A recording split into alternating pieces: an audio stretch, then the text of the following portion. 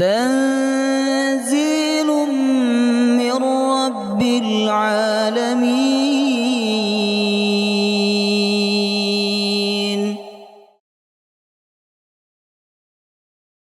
يا أيها الذين آمنوا إذا قيل لكم تفسحوا في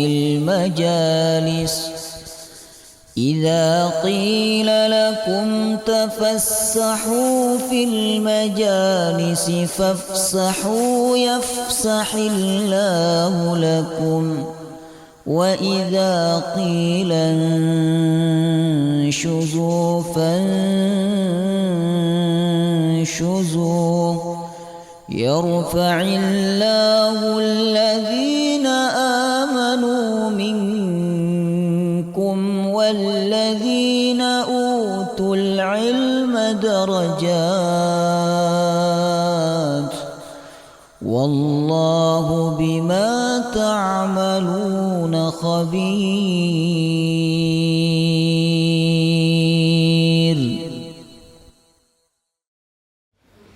السلام عليكم ورحمة الله وبركاته.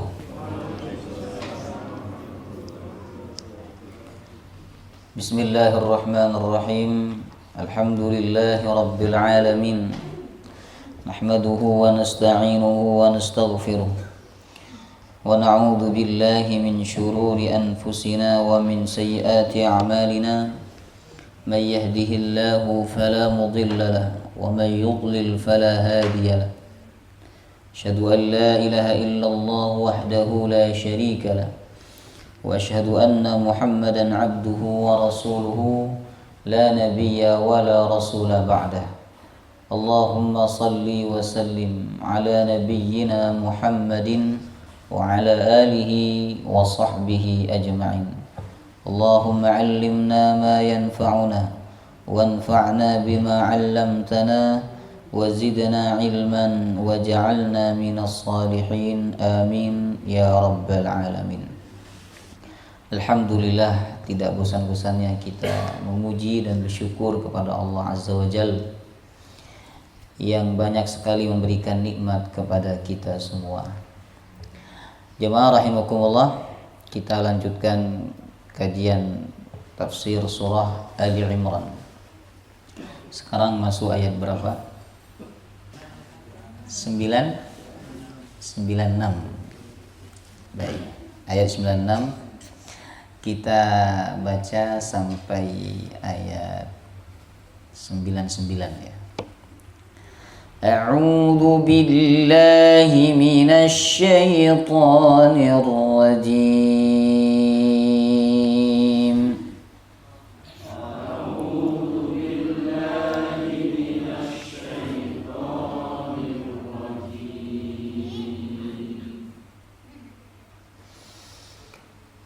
إن أول بيت وضع للناس للذي ببكة مباركا وهدى للعالمين.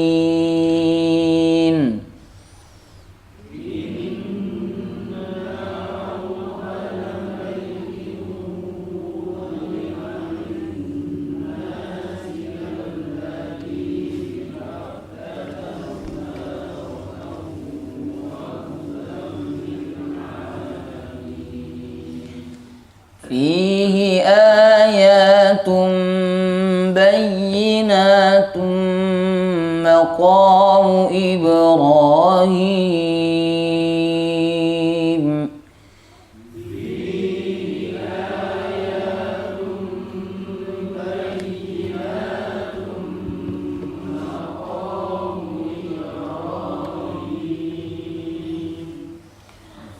ومن دخله كان آمنا.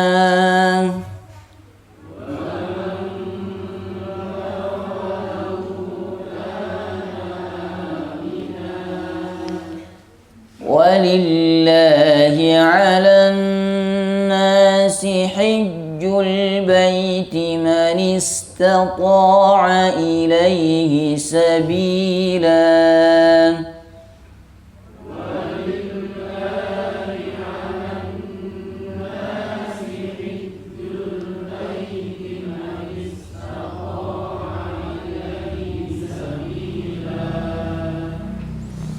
ومن كفر فإن الله غني عن العالمين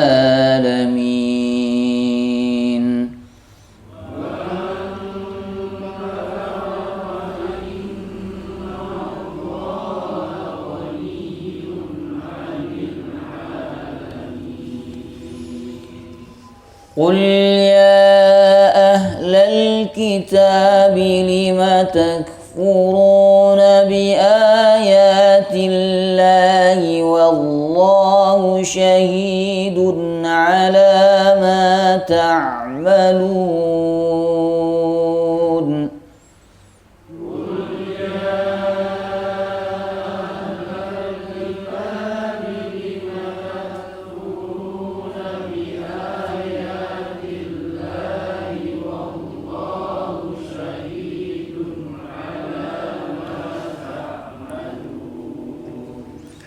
قل يا أهل الكتاب لم تصدون عن سبيل الله من آمن تبغونها عوجا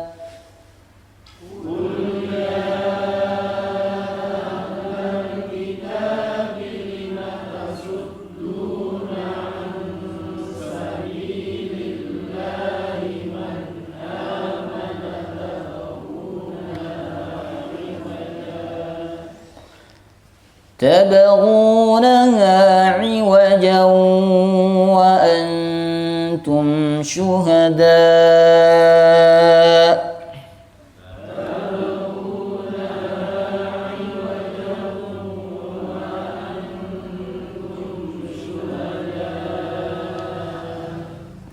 وما الله بغافل عما تعملون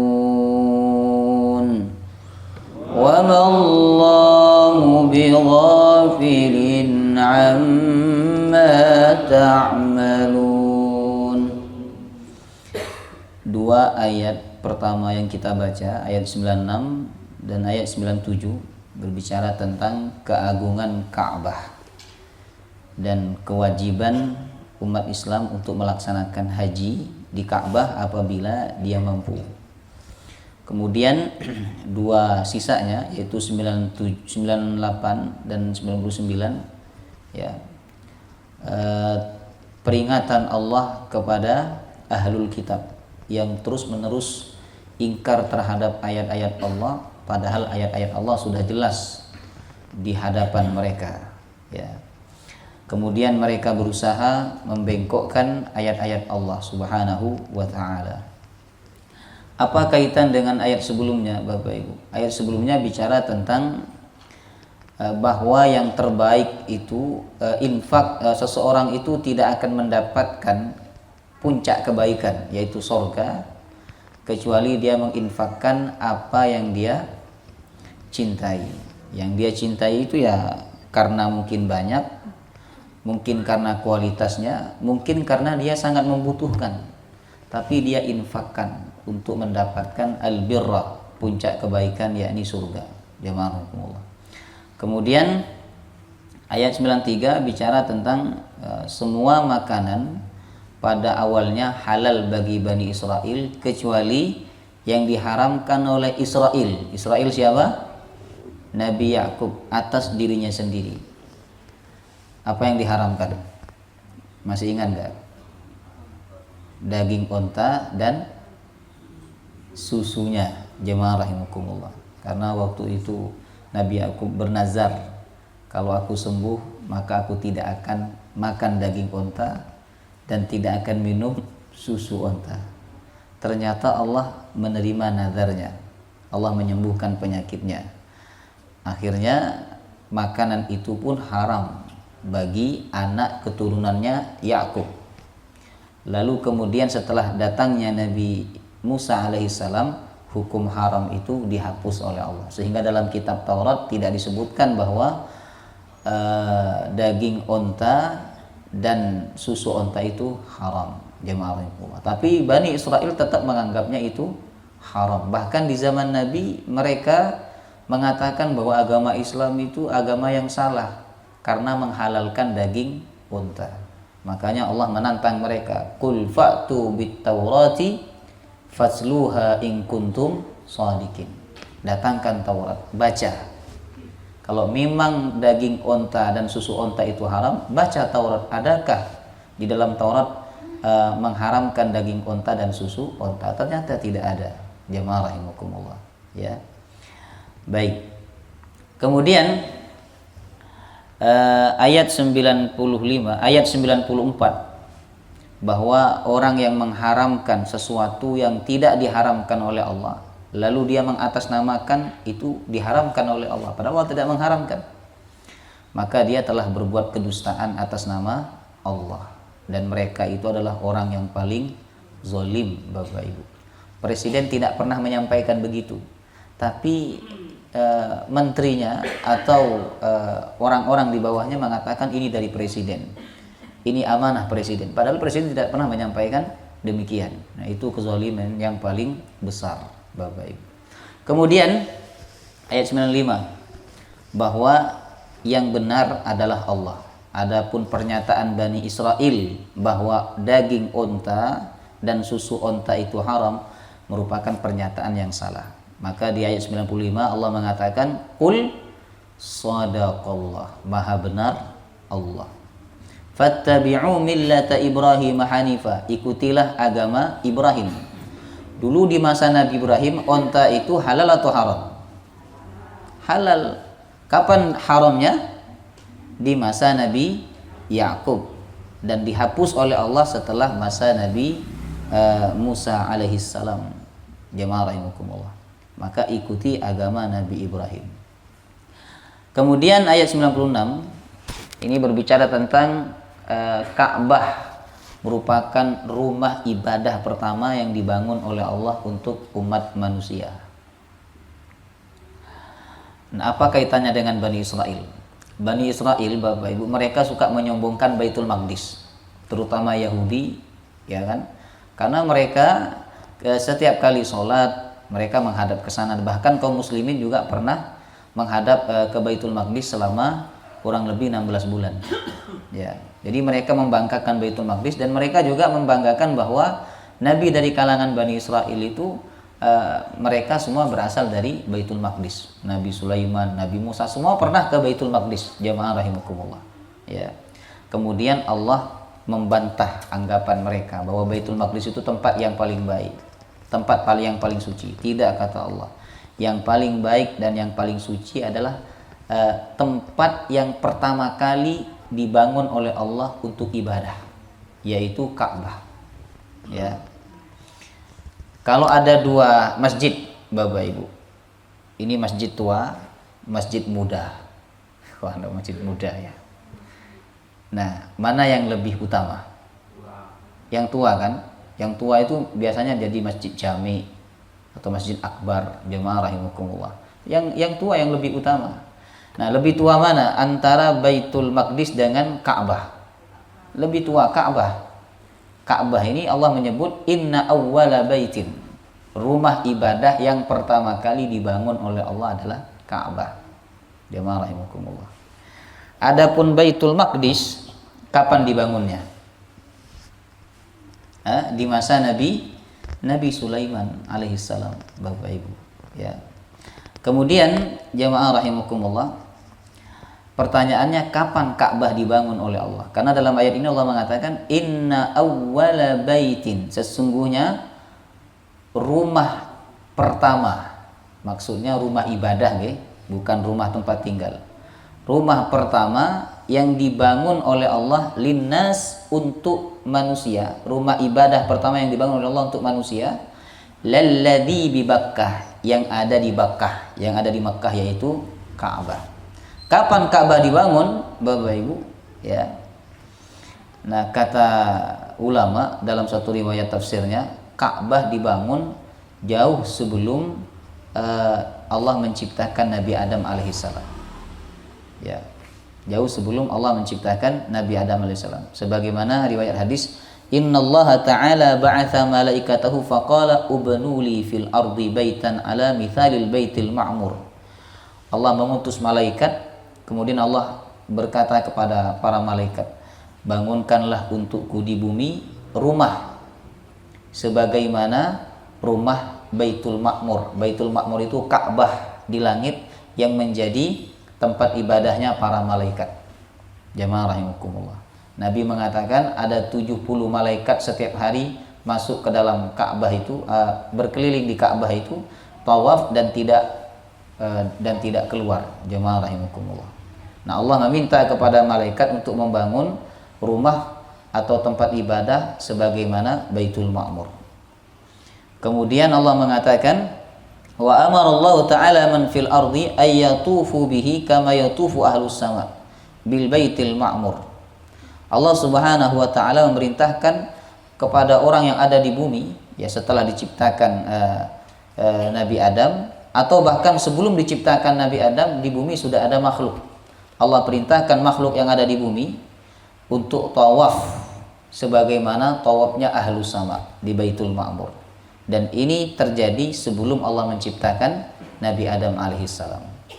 Jadi Ka'bah sudah ada sebelum adanya manusia. Ya. Beda dengan Baitul Maqdis, ada setelah adanya manusia. Jemaahullah. Bagaimana dengan ayat wa idh yarfa'u Ibrahimul qawa'ida minal baiti wa Ismail? Dan ingatlah ketika Ibrahim dan Ismail meninggikan Ka'bah. Di situ Nabi Ibrahim tidak membangun Ka'bah dari awal, tapi meninggikan. Jemaah, sudah ada Ka'bah itu, mungkin hancur karena banjir atau rusak, jemaah rahimahullah, lalu ditinggikan oleh Nabi Ibrahim, dibantu oleh anaknya yang bernama Ismail alaihissalam. Makanya nanti disebutkan di sini tentang makam Ibrahim, Bapak Ibu. Ya. Kemudian jemaah rahimakumullah, kalau kita melihat dalam hadis Nabi riwayat Imam Muslim, yang pertama kali dibangun oleh Allah adalah Ka'bah, Masjidil Haram. Kemudian yang kedua Baitul Maqdis. Yang terakhir apa? Yang terakhir di mana tempat ibadah itu dibangun oleh Nabi dan Rasul, Bapak Ibu, yaitu Masjid Nabawi. Itu Pak, terakhir Pak. Terakhir dibangun oleh Nabi SAW. Setelah itu Nabi tidak bangun masjid lagi. Ya. Di zaman Nabi itu masjid cuma satu, Bapak Ibu. Di Madinah itu masjid hanya satu, ya Masjid Nabawi itu. Ya kan? Adapun Masjid Quba itu di luar kota Madinah. Karena sedikitnya masjid atau hanya ada satu masjid, ini akan menampakkan kekompakan dan kebersamaan umat Islam. Tapi kalau masjid banyak sekali, jemaah rahimakumullah, ini akan menunjukkan perpecahan atau tidak bersatunya umat Islam. Dan kita lihat zaman sekarang, Bapak Ibu, antara satu masjid dengan masjid yang lain saling menjatuhkan. Jemaah rahimakumullah, saling membangga-banggakan, ini loh masjid saya, kasnya sekian. Padahal kalau kita memahami konsep masjid bahwa orang beriman itu bersaudara, termasuk juga satu masjid dengan masjid yang lain bersaudara. Jemaah rahimakumullah. Jadi kalau masjid sana punya pembangunan, tidak punya dana atau kekurangan dana, sedangkan masjid ini banyak dananya sekali, jemaah rahimakumullah, maka sumbangkanlah ke masjid sana, Bapak Ibu. Ya.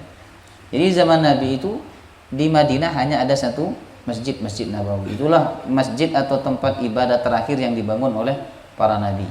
Jemaah rahimakumullah. Makanya Masjidil Haram, Masjidil Aqsa, Baitul Maqdis, kemudian apa? Masjid Nabawi, ini masjid yang paling utama. Bahkan Nabi mengatakan, kalian tidak usah bersusah payah untuk melakukan safar kecuali kepada 3 tempat ini: Masjidil Haram, Masjidil Aqsa, Masjid Nabawi. Jadi kalau ada orang pakai sepeda dari Indonesia, Bapak Ibu, bahkan dari Malang gitu ya, pakai sepeda ke sana, dia bersusah payah, jemaah rahimakumullah, ya, Nah, itu termasuk mengamalkan hadis Nabi.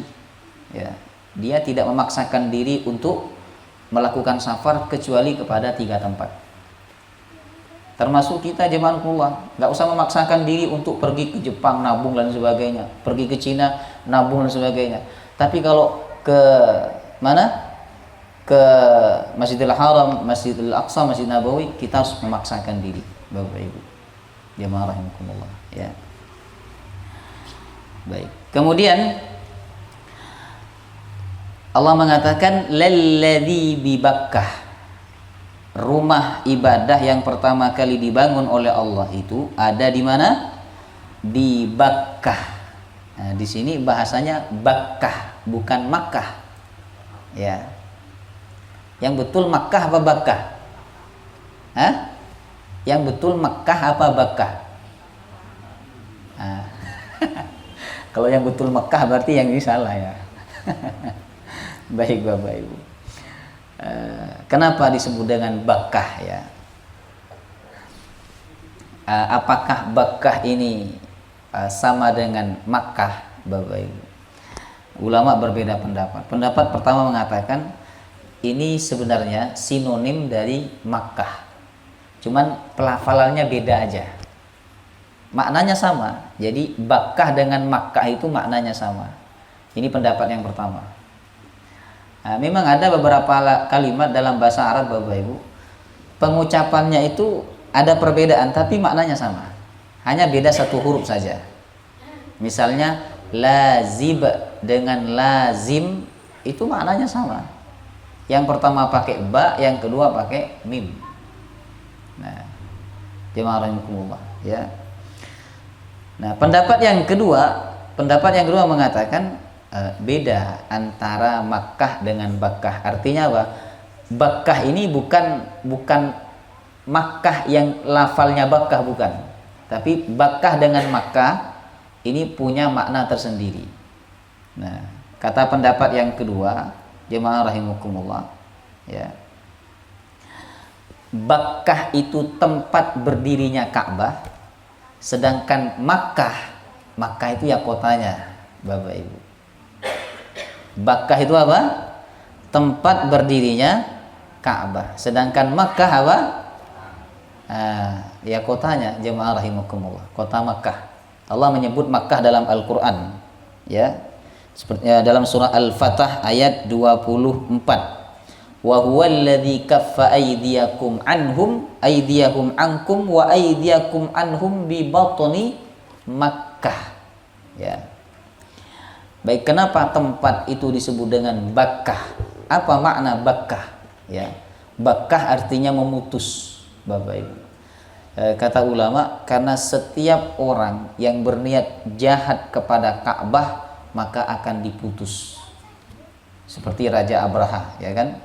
Mereka ingin menghancurkan Ka'bah. Belum masuk kota Mekah, maka Allah sudah memutus mereka. Allah sudah menghancurkan mereka. Jemaah rahimakumullah. Termasuk juga orang yang punya niat jahat ketika datang ke Ka'bah, Bapak Ibu, itu akan diputus oleh Allah. Ya, akan diputus. Ya. Makanya hati-hati. Allah mengatakan wa may yurid fihi bi ilhadin bidzulmin nudzikhu min adzabin alim. Siapa yang punya niat tidak baik ketika datang ke Ka'bah, kami akan timpakan kepadanya azab yang pedih. Ya. Kemudian Allah mensifati Ka'bah dengan mubarakan, diberkahi. Ya, mubarakan, diberkahi. Artinya apa? Di dalam Ka'bah itu ada banyak keberkahan. Apa keberkahannya Ka'bah, Bapak Ibu? Yang pertama, jemaah rahimakumullah, bahwa orang yang datang ke Ka'bah niat ibadah kepada Allah seperti haji dan umrah, ikhlas karena Allah, dia tidak melakukan perbuatan dosa di sana, maka dia pulang seperti bayi yang lahir dari rahim ibunya. Ya, bersih. Ya, Bapak Ibu. Kata Nabi, man hajja falam yarfuth walam yafsuq raja'a ka yaumin waladathu ummuh. Siapa yang haji, ketika haji dia tidak berkata-kata kotor, tidak berbuat fasik, maka dia pulang dari haji itu seperti bayi yang lahir dari ibunya. Subhanallah. Kemudian berkah juga, yaitu wa min dzalika annal hasanat fihi mudha'afah. Karena kebaikan yang kita lakukan di sana dilipat gandakan pahalanya oleh Allah. Ya, itu bukan hanya sholat. Yang kita tahu kan sholat ya. Sholat satu kali di sana seperti 100.000 kali di luar Masjidil Haram. Jemaah rahimakumullah. Kata ulama, itu tidak hanya sholat, sedekah, puasa kalau kita lakukan di sana, maka pahalanya lebih banyak daripada kita lakukan di luar Makkah. Jemaah rahimakumullah. Ya. Kemudian apalagi yang menunjukkan keberkahan Ka'bah, Bapak Ibu? Hah? Semua buah ada di sana. Padahal tidak ada pohonnya, tapi buahnya ada. Jemaah rahimakumullah. Jangan cari buah apa di sana. Buah durian ada. Jemaah rahimakumullah. Mangga, kemudian semangka, semua ada di sana, Bapak Ibu. Itu menunjukkan apa? Keberkahan. Berkah. Ya. Jadi mereka penduduk Mekah tidak perlu menanam untuk mendapatkan buah. Allah sendiri yang mendatangkan buah kepada mereka. Subhanallah. Ya. Kemudian termasuk juga keberkahan dari Bakkah, dari kota Mekah, jemaah rahimakumullah. Di kota Mekah itu atau di Ka'bah, dekat Ka'bah, Bapak Ibu, ada air yang apabila diminum dia akan mendatangkan keberkahan sesuai niat orang yang meminumnya, yaitu air Zam-Zam. Kata Nabi, ma'u Zam-Zam lima syuribalah. Air Zam-Zam itu untuk apa dia diminum? Kalau diminum supaya bertambah iman, maka setelah minum air Zam-Zam akan bertambah imannya. Kalau Imam Syafi'i, Bapak Ibu, meminum air Zam-Zam itu untuk 3. Imam Syafi'i ya. 1, supaya ahli memanah. Karena beliau suka memanah, jemaah rahimakumullah. Kemudian yang kedua, supaya bertambah ilmu. Nah, kemudian yang ketiga, supaya masuk surga. Itu 3 niat. Ya. Jadi minum pertama apa? Ahli memanah. Minum yang kedua, bertambahnya ilmu. Minum yang ketiga, masuk surga. Ya, ini kalau minum di sana. Kalau di sini ya sekali minum, Bapak Ibu. Karena yang disuguhkan sedikit sekali oleh orang yang baru datang umrah, jamaah rahimakumullah. Dan keberkahan yang paling besar di kota Mekah itu apa? Diutusnya Nabi Muhammad sallallahu alaihi wasallam dan diturunkannya Al-Qur'an pertama kali di sana, Bapak Ibu. Ya. Jadi wajar jika Ka'bah yang ada di Mekah itu disifati oleh Allah mubarakan, penuh dengan keberkahan. Ya. Makanya orang yang haji atau umrah pulang dari haji itu tambah barokah hidupnya, tambah banyak rezekinya, tambah sehat badannya, jemaah rahimakumullah. Karena mendapatkan keberkahan dari Ka'bah, Bapak Ibu. Wa hudal lil alamin, dan petunjuk bagi manusia. Apa makna bahwa Ka'bah itu petunjuk bagi umat manusia seluruh alam? Nah, ulama berbeda pendapat. Ada yang mengatakan karena disitulah Nabi Muhammad diutus oleh Allah, sehingga Nabi Muhammad menjadi petunjuk bagi seluruh alam.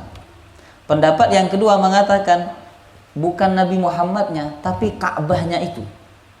Ka'bahnya itu akan membuat ketika orang mendatangi dia untuk beribadah kepada Allah Subhanahu wa ta'ala, akan bertambah petunjuk hidayah di dalam hatinya.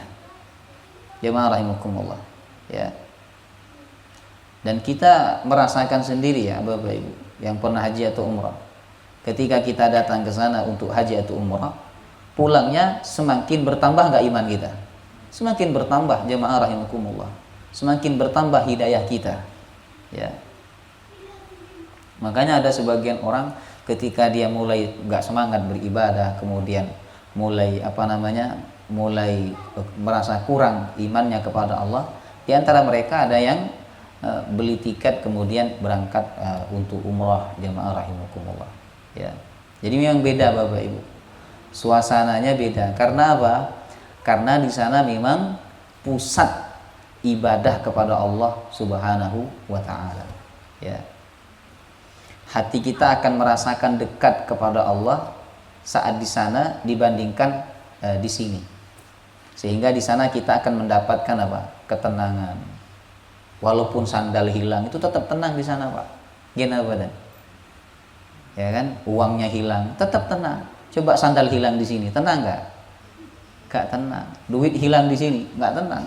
Bapak Ibu, subhanallah. Ya. Kemudian kita lanjutkan.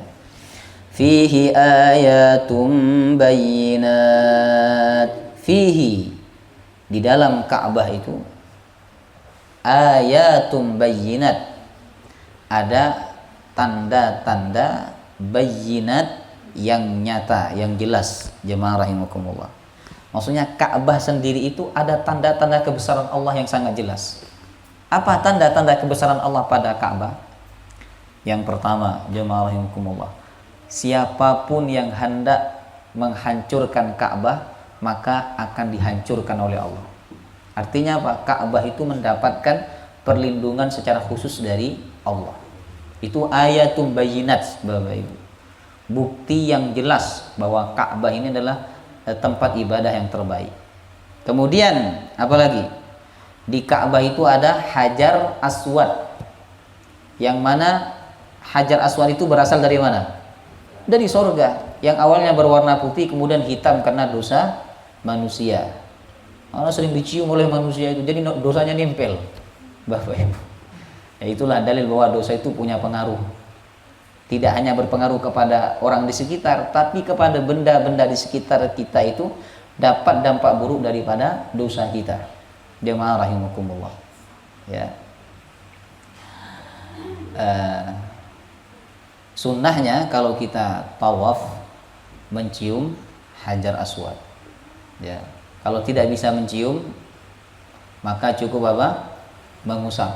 Kalau tidak bisa mengusap, cukup melambaikan tangan. Jamaah rahimakumullah. Ya. Dan sunnahnya mencium Hajar Aswad niku apabila tawaf. Kalau panjenengan nggak tawaf ya nggak sunnah mencium, Bapak Ibu. Tahu-tahu datang ke Masjidil Haram lalu mencium gitu. Habis itu pergi. Ini nggak sunnah. Ya, tidak sunnah jemaahullah. Dan itulah mencium satu-satunya mencium yang dianggap ibadah, yaitu mencium Hajar Aswad. Bapak Ibu. Selain itu tidak dianggap ritual atau ibadah. Mencium kening istri ibadah nah badan ibu. Hah? Ya, Pak. Kalau kita mencium kening istri kita itu ibadah nah badan? Bukan. Ibadah itu harus ada dalilnya. Adakah dalil? Oh, Nabi mencium kening istrinya sebelum berangkat sholat. Jadi yang dimaksud ritual itu Bapak Ibu adalah kita mencium karena untuk beribadah kepada Allah Subhanahu wa taala. Nah, mencium Quran. Nah, ini yang Quran. Dicium.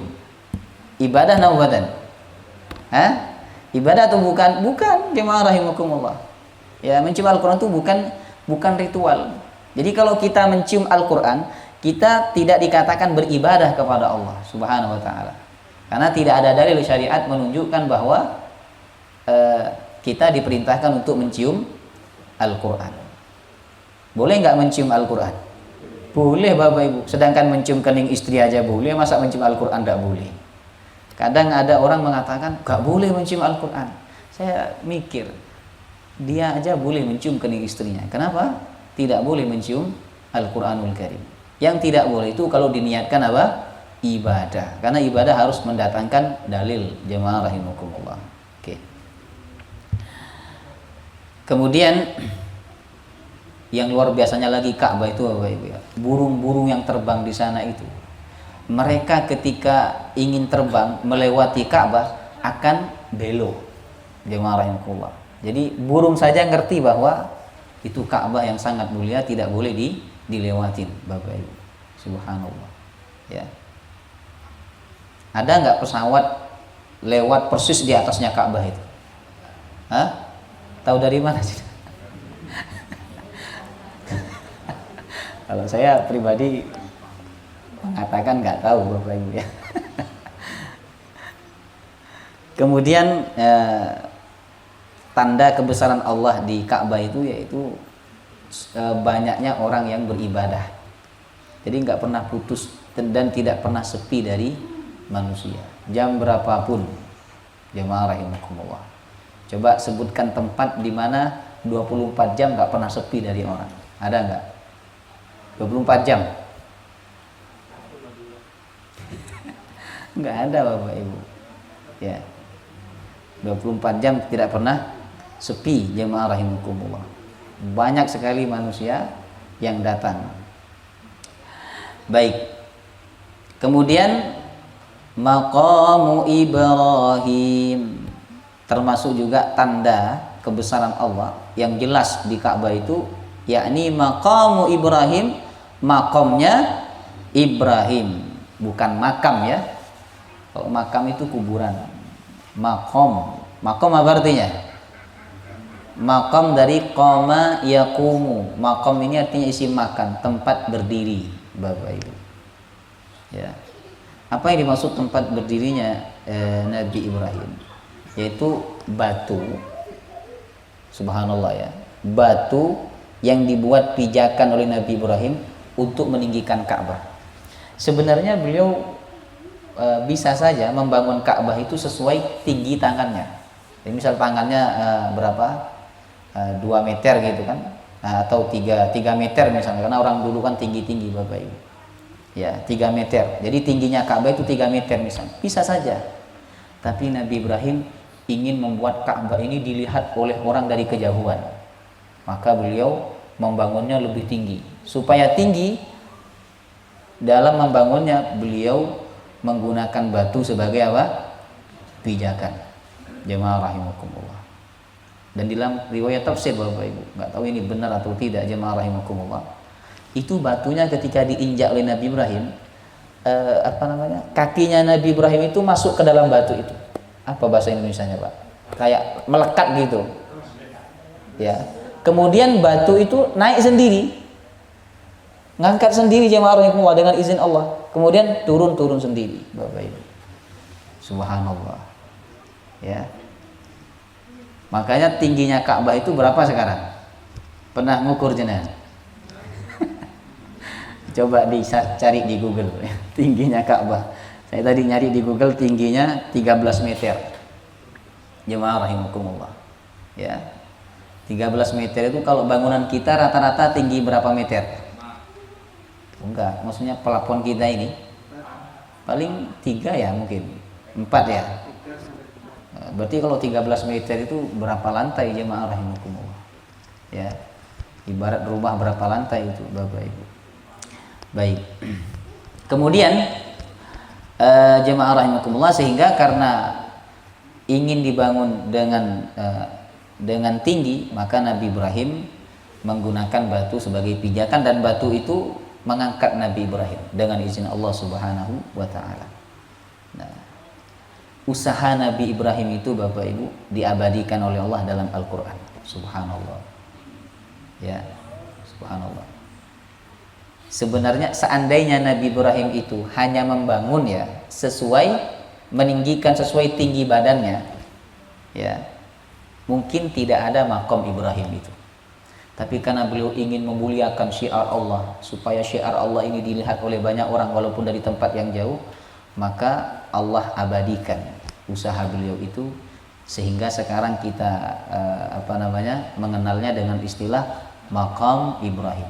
Bahkan di tempat itu kita disunahkan apa? Salat sunnah 2 rakaat setelah tawaf. Jamaah rahimakumullah. Ya. Kemudian wa man dakhalahu kana amina. Siapa yang memasukinya maka ia pasti aman. Siapa yang masuk ke Makkah, tanah haram, maka kana amina, dia pasti aman. Karena di Makkah memang tidak boleh membunuh orang, Bapak Ibu. Tidak boleh menzolimi orang. Jangankan orang, hewan, tanaman kalau udah masuk tanah haram aman atau tidak? Aman. Di tanah haram itu apa saja larangannya? tidak boleh berburu hewan. Kalau menyembelih hewan ya boleh, yang tidak boleh itu berburu hewan seperti kijang. Hewan-hewan buruan jemaah rahimakumullah itu tidak boleh dilakukan di tanah haram.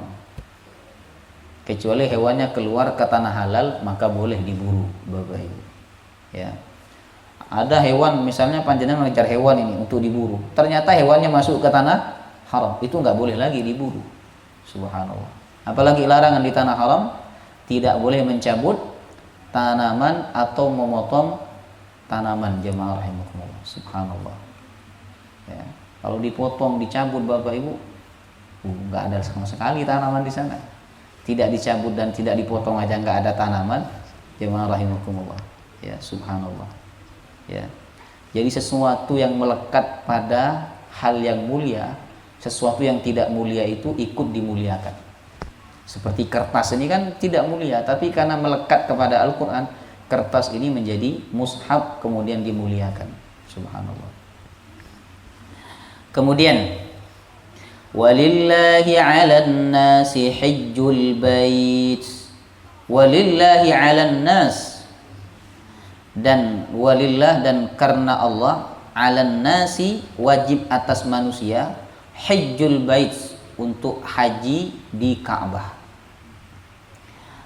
Kenapa lafal karena Allahnya didahulukan, Bapak Ibu? Kalau di ayat lain lafal karena Allahnya diujungkan atau diakhirkan di surah Al-Baqarah. Wa atimmul hajja wal umrata lillah. Sempurnakan haji dan umrah karena Allah. Yang ini dan karena Allah, manusia itu wajib untuk melaksanakan haji. Kata ulama, haji itu awal dan akhir harus tetap karena Allah. Karena ada orang haji awalnya karena Allah, tapi setelah pulang haji nggak karena Allah. Buktinya apa? Kalau nggak dipanggil Pak Haji dia nggak noleh. Nah itu berarti awal hajinya karena Allah, tapi ujungnya tidak karena Allah Subhanahu wa Ta'ala. Ya, ini penekanan bahwa haji harus karena Allah. Kenapa sih Allah mengatakan demikian? Bukankah semua ibadah harus karena Allah? Karena haji ini tidak mudah Bapak Ibu. Sehingga kadang ada orang merasa bangga, merasa jumawa saat dia bisa melaksanakan ibadah haji. Apalagi haji plus misalnya, haji furada yang 500 juta, 600 juta, jemaah rahimakumullah. Itu harus betul-betul ditata niatnya karena Allah. Ayat ini juga menunjukkan bahwa haji hukumnya wajib. Bagi siapa? Man istata'a ilaihi sabila, bagi orang yang mampu untuk menempuh perjalanan haji. Mampu ini terserah, pokoknya sampai dia ke sana, berarti wajib. Seandainya orang itu tidak punya harta, tapi dia mampu berjalan kaki dari Indonesia ke tanah suci, wajib nggak haji bagi dia itu? Wajib, jemaah rahimakumullah. Ya, tapi kan kita nggak mungkin mampu berjalan dari Indonesia ke tanah suci, jemaah rahimakumullah. Ya. Baik. Nah, mampu di sini kata ulama mampu secara fisik, mampu secara ekonomi, kemudian mampu artinya aman dalam perjalanan, Bapak Ibu. Baik.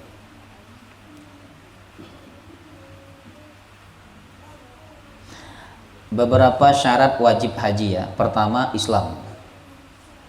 Yang kedua akil baligh.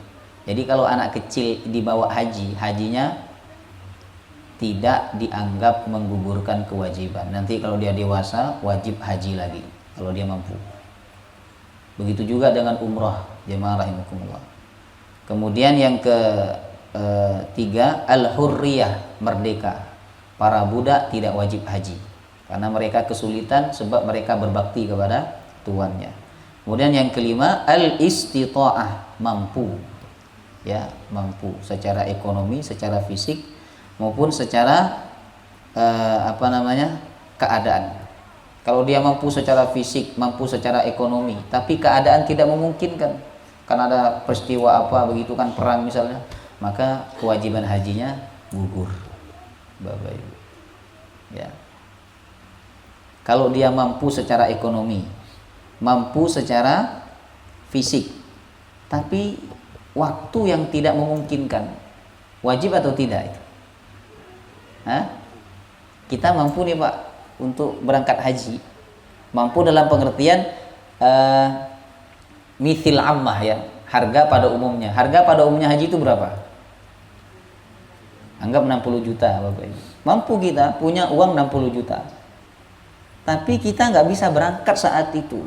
Harus nunggu 40 tahun, 50 tahun. Pertanyaan saya, wajib nggak haji bagi kita? Hah?